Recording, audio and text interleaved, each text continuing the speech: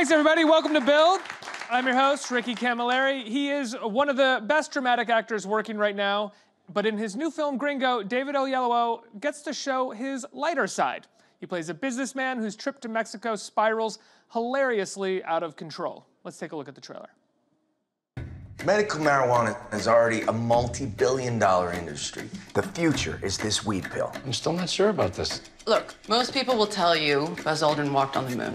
But even a complete idiot will tell you Neil Armstrong did it first. And do you know why he went first? He was the mission hatch opened on his side. Because he pushed Buzz Aldrin the fuck out of the way and seized history by the ballsack. I'm satisfied.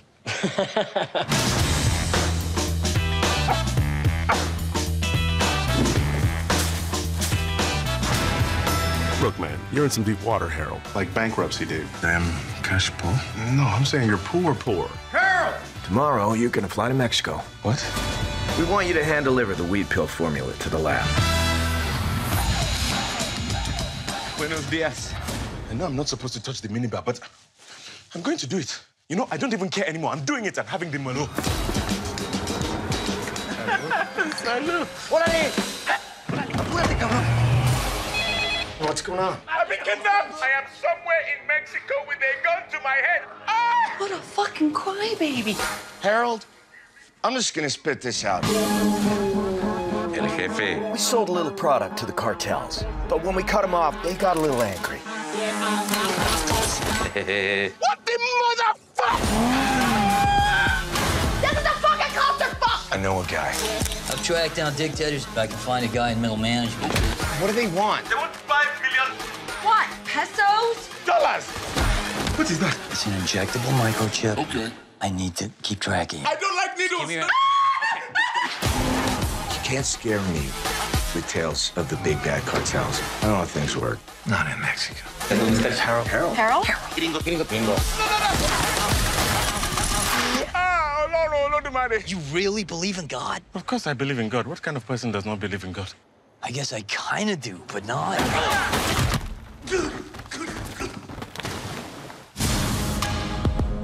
Things are gonna start to get better for you.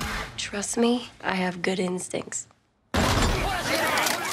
Everybody, please welcome David Oyelowo. Hi, guys. Sir, thanks so much for being here.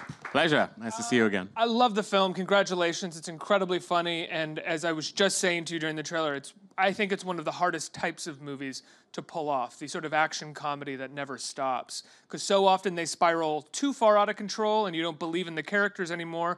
It's really hard to keep it grounded. I want to talk about, the development of the movie and everything, but I want to know when you decided that you wanted to do a comedy.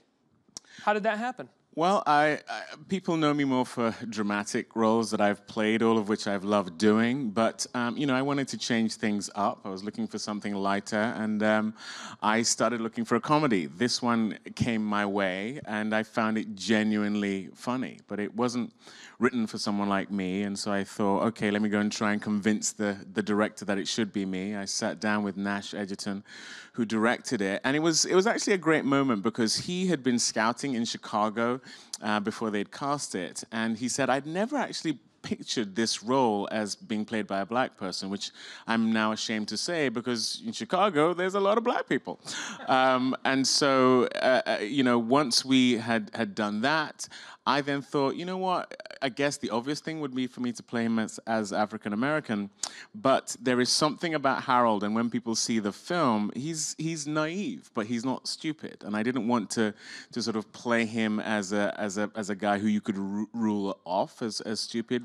And I had seen my parents, who are immigrants to the UK from Nigeria, be wide-eyed in that way that immigrants can be. And I thought, actually, that's something that could probably lend itself to this. So we then further pushed it and made him a Nigerian immigrant. Well, he's very aspirational, and at the same time, and also by the book, which is something very, I think, not specific just to immigrant culture, but when immigrants come to the United States or the UK, there is this idea, this aspirational idea that if you follow the playbook, you can make it. You can make it big for yourself.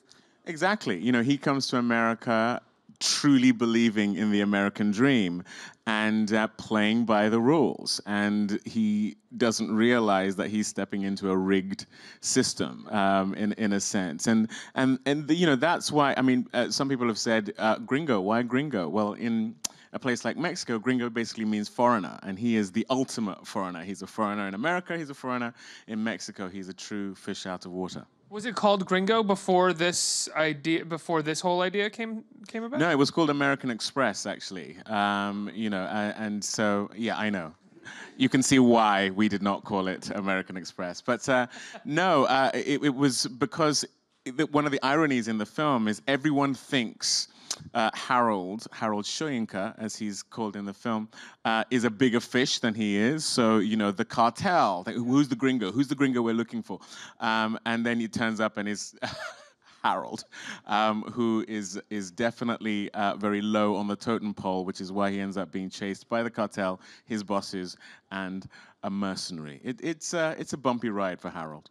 Yeah, talk about. So you were cast in it, and then you talked to Nash about how it could change, or you got the script and you're like, I think I could play this character. Let me talk to the director and see if he'd be open to that.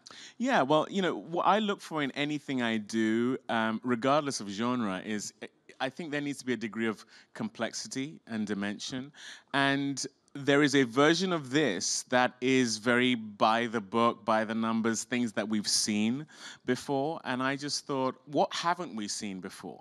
Harold is the kind of character in other films of this nature who would be on the periphery. He'd be the sort of Nigerian funny character for comic relief. And that's not my life. You know, I grew up with Nigerian parents. I'm an immigrant to this country myself. I'm now a citizen. And, you know, 11 years ago when my wife and I moved here, a lot of the mindset that Harold has, I had of, wow, we're in this place. I wonder what opportunities we're going to be afforded. And, you know, if there are people around you who are going to take advantage of that, they will. And so I wanted it to feel real. The thing that drew all of the actors in this film are not necessarily the actors you would immediately associate with an action comedy of this nature, but I think it's because we all were drawn in by the idea that these were real characters in absurd situations, and so therefore, you know, it's the kind of thing we would be drawn to. Now, I imagine, you know, a good director and a good screenwriter would get that idea that you're putting out there about making him a kind of Nigerian immigrant, and they would go nuts. They would either go nuts and be like, we can't change anything, or they would go nuts and be like, wow, there is so much material that we can mine from this idea. Was it like that? Did they immediately respond to it? You know what? Or did it take some convincing? The culture has changed. I mean, even 3 years ago, when you and I probably talked about Selma, there has been a shift.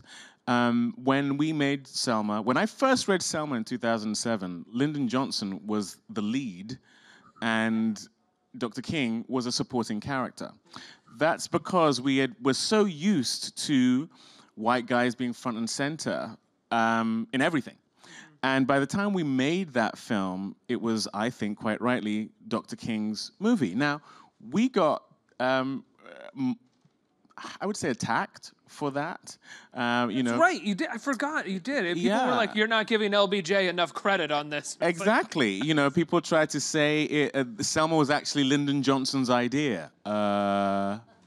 No, but conservatives are wacky, man. What do you want look? to say? You know, we love them, but you know, but that's the thing. Even 3 years ago, that was a narrative that was able to take and ended up marginalizing some of how that film was seen.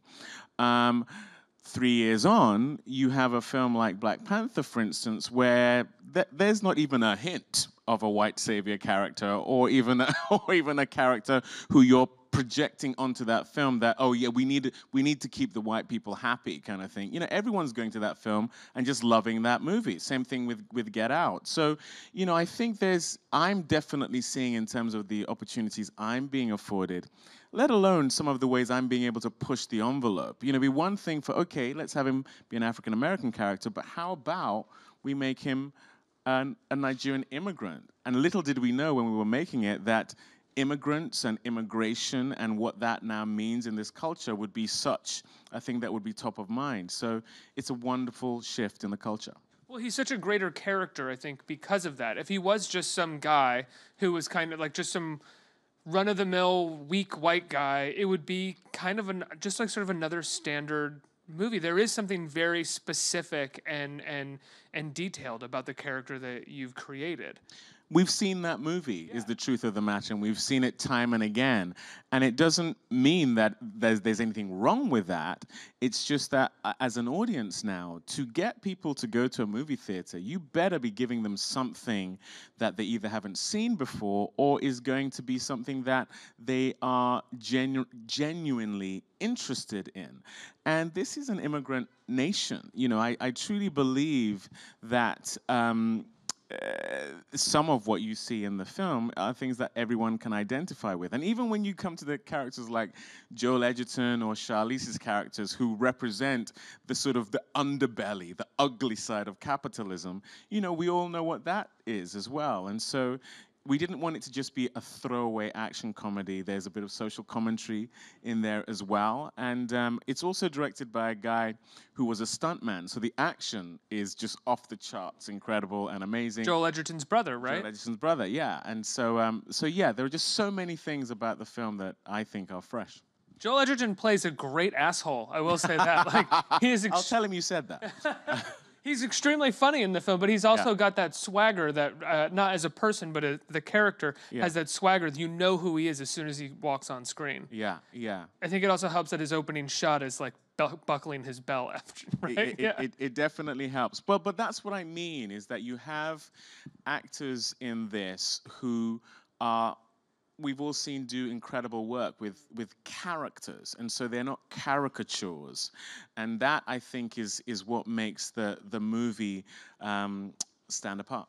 Yeah, I would agree. I think that a version of this movie has been made before, but what you get with this is you clearly get each individual actor bringing something to the table that differentiates who their character would have been before in a different movie. You know, Exactly. Charlize clearly steps. You can see the actors having their own ideas, and the director kind of fitting that into the entire movie. Yeah. It's actually a rarity when it comes, especially I think, to action comedies. Well, that is governed by the director. You have to have a director who's open to that, and Nash was beyond open to that. It was a very collaborative experience. I mean, it's not every film that you can go on and not only be cast, you know, the character was originally Harold Salinger, and he's now Harold Soyinka.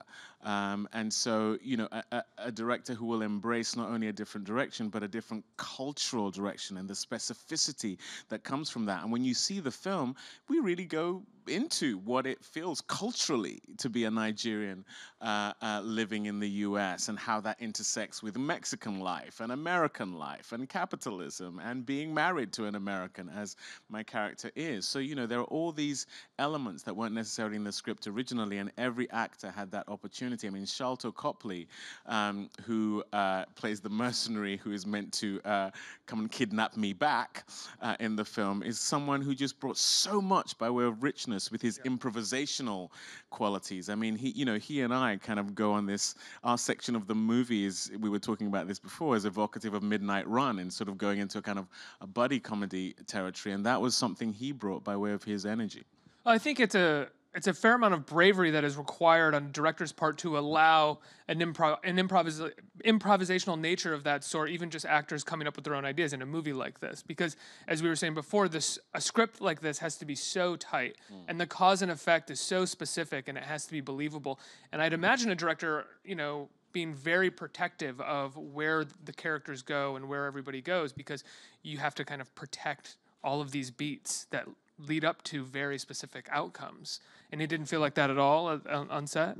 Well, what great directors do is that they have an overview, making sure that all the arcs are going to come together in a way that makes the film and the story cohesive.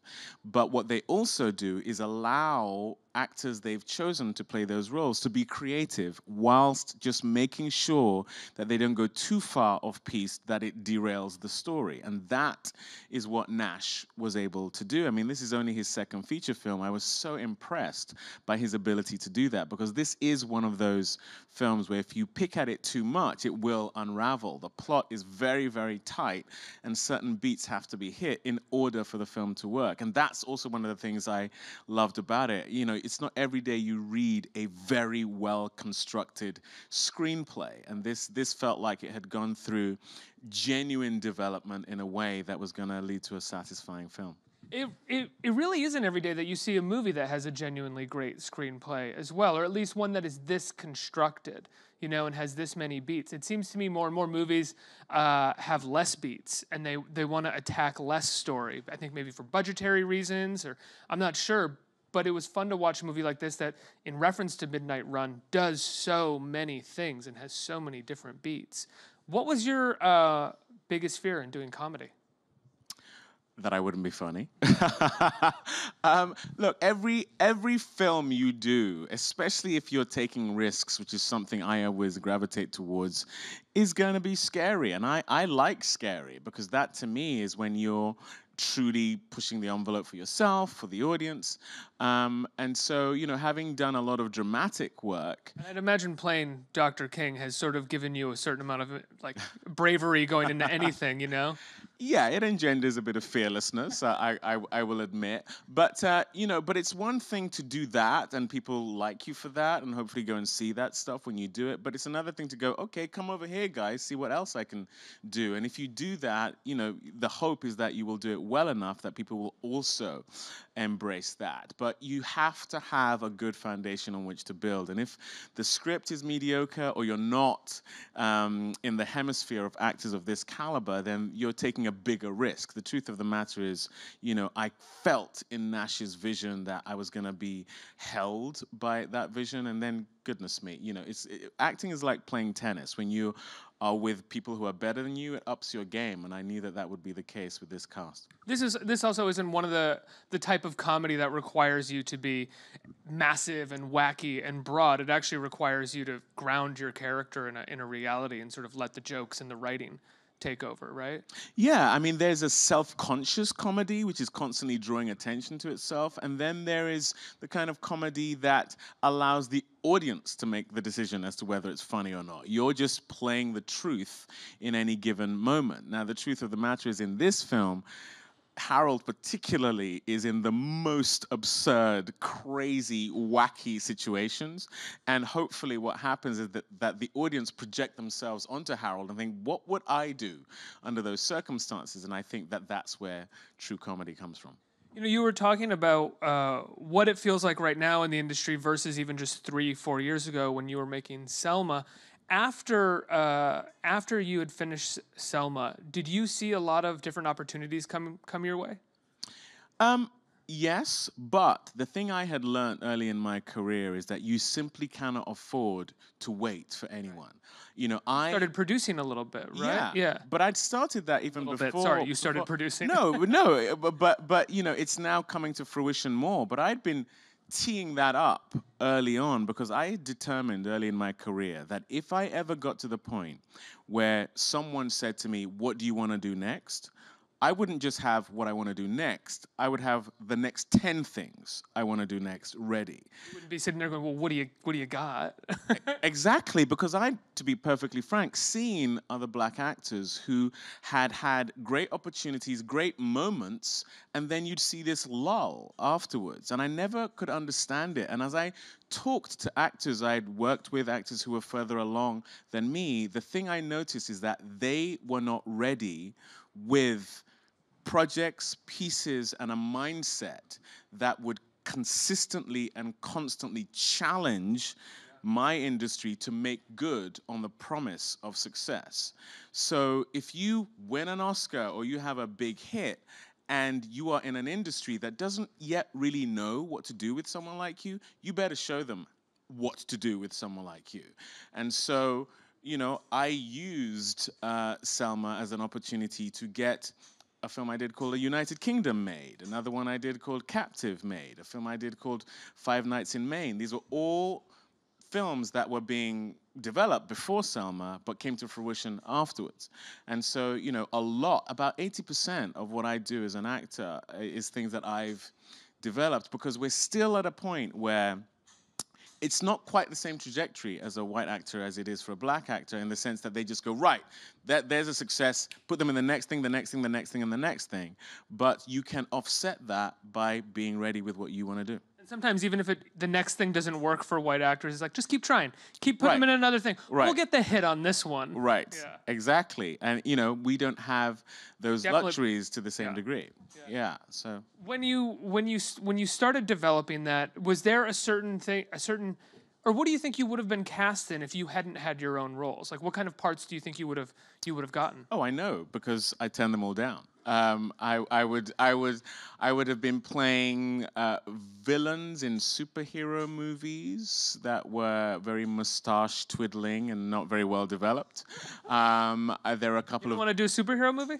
It's not that I don't want to do a superhero movie. It's just that, you know, I want to play characters that are complex and are unexpected. If you are consistently doing what the audience expects of you, they'll get bored. You'll get bored, and you'll start doing bad work. And so, you know, it would be a lot of best friends. It would be a lot of judges for some reason, and a lot of civil rights type movies, which, you know, are not something I shy away from. But having played Dr. King, I've got to mix it up. You know, black struggle is not the height of everything I want to do. You know, I think that we are at a moment where now it's opening up, where you can do an action comedy, you can be a superhero, you can be the hero in a thriller or whatever. And those opportunities, certainly for my generation, were not as easily afforded. To gain a bit of notoriety as an actor, you kind of had to play roles that Ryan Gosling basically can't play. Enter Dr. King. So, you know, he would have been great. He would have been great as Dr. King. I'm sure they would have tried, but you know, that's the kind of thing that you just have to be mindful of, and in order to offset. I just immediately heard that pitch, that version of Selma. I was like, it's about Dr. King. Was there a white guy close to him? Let's tell his story. You joke. I know. But this film, Captive, that I did, is a true story based on this guy, Brian Nichols, who went into a courthouse in Atlanta and killed 4 people, and then ended up taking a lady hostage, and she talked him down with this book, The Purpose-Driven Life. One of the studios that the producers went to, this is a true story, one of the studios that the producers took the film to, even though Brian Nichols is a real guy, African-American guy, a studio exec said, we love this, but do you picture Brian as like a white guy? This is true. Knowing it was, I mean, I don't even know what drug that person was on that day, but that actually happened. You know, I had a film I did called Nightingale, where the director went to Cannes to try and pre-sell the movie, and a sales agent told him when he was thinking of casting me as the lead, if you cast that guy, no one is going to see your movie.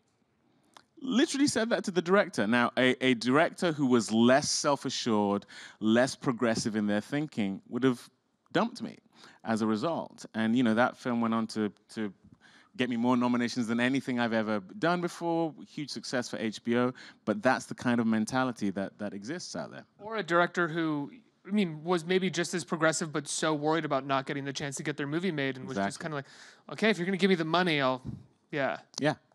A lot of opportunities have been lost to fear in that way, and that fear is real, which is why, you know, successes like Black Panther and Get Out are incredible, because they offset that fear. They make people feel like, well, they tell them the truth, which is that people just want to see people in movies that are good, pure and simple.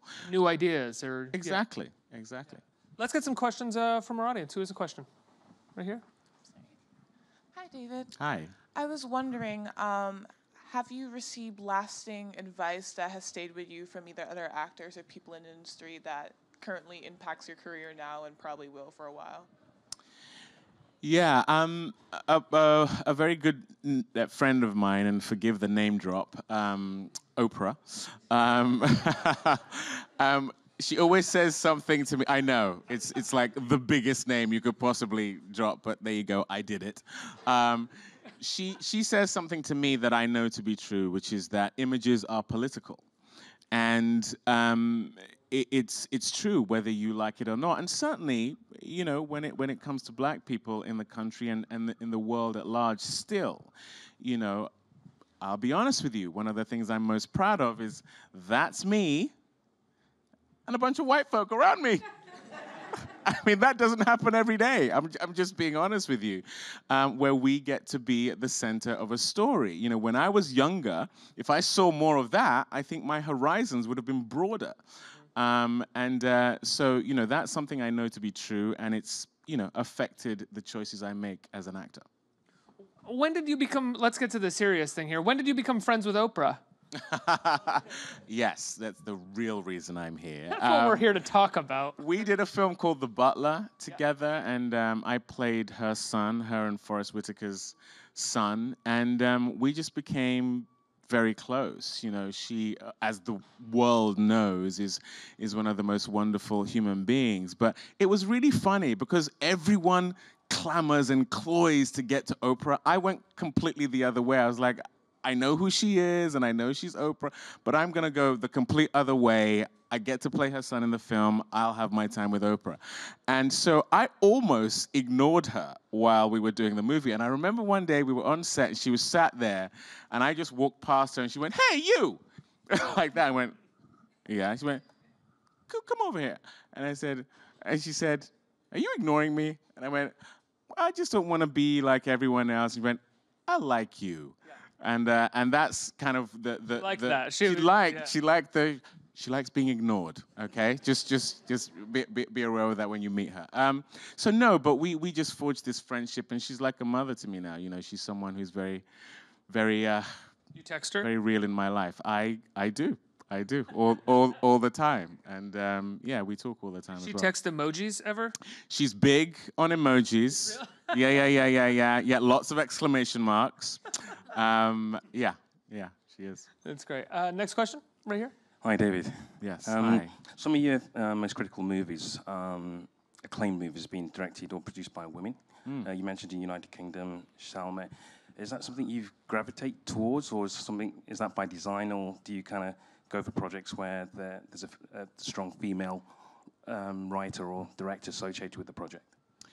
It's something I try to cultivate. I mean, the films I've produced, I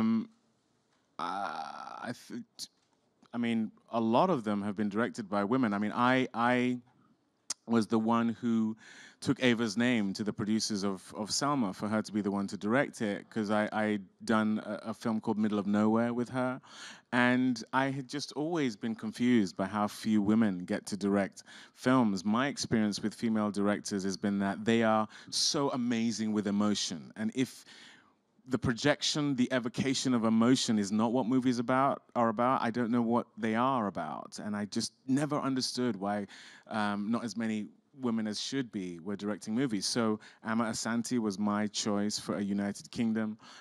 Maris Curran, who I did 5 Nights in Maine with, is a director I really believed in, and therefore produced her movie and starred in it as well.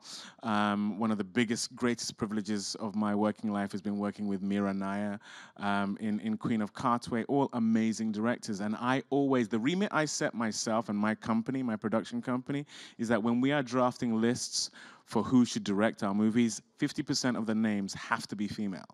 And a good number have to be people of color as well. And I think it takes that intentional way of thinking to change the culture. It doesn't mean that it's always going to be a woman. It doesn't mean that it always should be a woman.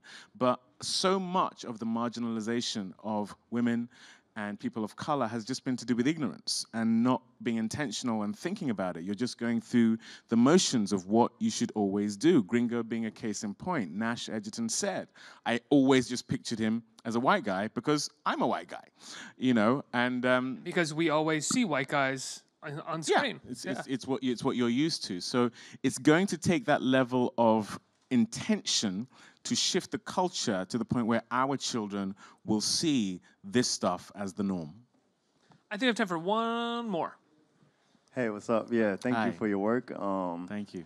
what was like one of the biggest failures that you experienced as an immigrant that you applied to this role? And the other question is, what's up with a weed pill? What you think about a weed pill? What do I think about the weed pill? Well, as someone who's never taken a drug in his life, my opinion about it is minimal. Charlize is an expert. You can ask her.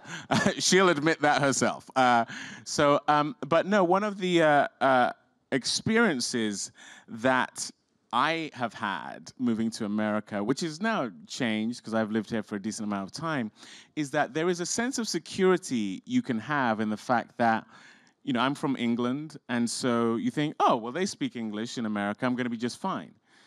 That is such a deception because culturally we are so different. And in a way, the fact that we speak the same language makes it even more shocking when you are hit by things that are just so very different. I mean, you know, to be perfectly frank, one of the main things is racism. You know, in the UK, racism is far more, I would say, insidious. You know, it is far more polite. I prefer American racism. I want my racism in my face. I want to know when it's coming at me so I can call it out and go, that thing you're doing right now. But in the UK, it's all shrouded in class and politeness and all this. You know, the analogy I use is in America with racism, someone comes at you with a knife, you go, whoa, and then you just back off. In the UK, they'll come up to you, they'll hug you, you'll go home, you'll be in your bed, and you'll be like, what's the damp? Oh, why am I bleeding? And you're dead. You know, so there are definite cultural differences that I had to adjust to. And I love both places, by the way, don't get me wrong. I'm proudly British, I'm now proudly American. But, you know, there are challenges everywhere you go. It's just about how you adapt. Canadians feel that way too, I think, when they come to America. They Oh, think, really? yeah, I've talked to some that they think it's going to be kind of the same, and they get here and they're like, well, there's a weird cultural thing that you guys have. Right. It's a little dog-eat-dog. Well, you know what? What you just said there, I think, is, you know, the main theme in Gringo is, does it pay to be good, basically? And when you come to America and you have this mentality of the American dream, which is a very real thing, you know, I have been afforded opportunities in this country that I simply would not have had in the UK, probably anywhere else. This country has given me my own American dream. But there is capitalism, there is the dog-eat-dog, there are things that are latched onto the American dream that if you don't wise up very quickly are gonna destroy you. And so, you know, that is something that it just took time. It just took time for me and my kids and my wife to adjust to, but thankfully we have, and we're fine now. We're just fine. David, congratulations on the film. I love it. When can people see Gringo? People can see it as of this Friday, March 9th, in theaters everywhere. David Oyelowo, everybody, let's hear it. Thank you.